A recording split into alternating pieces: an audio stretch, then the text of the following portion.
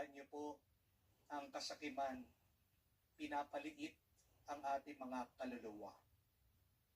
But what magnifies our souls, if we want to get the attention of God, we have to be generous.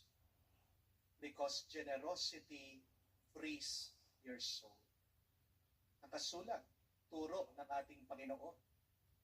Magbigay ka at pupunuin ka ng Panginoon na may kapal, siksik, liglig, umaapaw. Huwag kang masyado mag-alala sa pera. Yan po ang palaging habiling ko sa mga kinakasal ko. Problemahin nyo na lahat, wag lang pera. Dahil kapag tunay kang naniniwala, nagtitiwala sa Diyos, ang Panginoon, siyang hahanap ng paraan para magkapera ka. Pero kung gusto mo, dumami pa, ano ang meron sa iyo, magbigay ka. Because the more that you give, the more that you receive. Pero isipin nyo din po na tayo'y para mga bato-balani. Ano po yun? Magnet. Kung sino ka, kung ano ka, yan ang lumalapit sa iyo. So ask yourself the question, what is your money saying about you? Kung talagang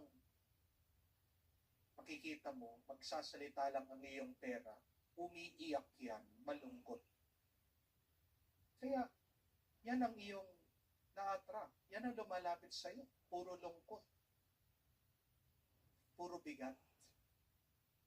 Kung gusto mong maging masaya ang pagpasok ng pera sa iyo, kailangan gamitin mo yan sa paglilingkod mo sa Diyos, sa pamagitan ng pagtulong mo sa minamahal ng Diyos ang iyong mga kapwa. Always trust God. Kaya po, ngayong paparating na linggo, assignment ko sa inyo, please, do not worry about money. Kapag sumasagi na sa isip nyo, tapon nyo sa Diyos. Iwan nyo sa Diyos. Leave all of your worries to God. And say, I trust in you, Lord.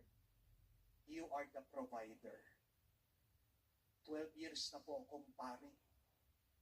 3 na po ang mga napagawa kong simbahan. Pero ko'y namamangha. Hindi ko alam kung saan nanggagaling, bigla na lang dumadating ang biyaya ng Diyos. Kaya ngayon pa lang, kapatid, pasalamat ka na. Dahil merong ginagawa ang Diyos para pagkalooban ka niya, para magawa mong misyon mo dito sa mundo.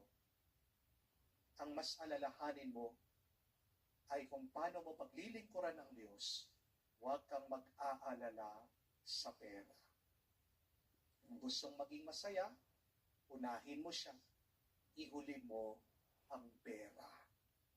Sumainyo ang Panginoon. At sumaiyo rin. At kayo basbasa ng Diyos, makapangyarihan sa lahat, sa ngalan ng Ama, ng Anak, ng Espiritu Santo. Amen. Ang ating misa ay natapos na. Pumayo kayo sa kapayapaan ni Kristo. Salamat sa Diyos.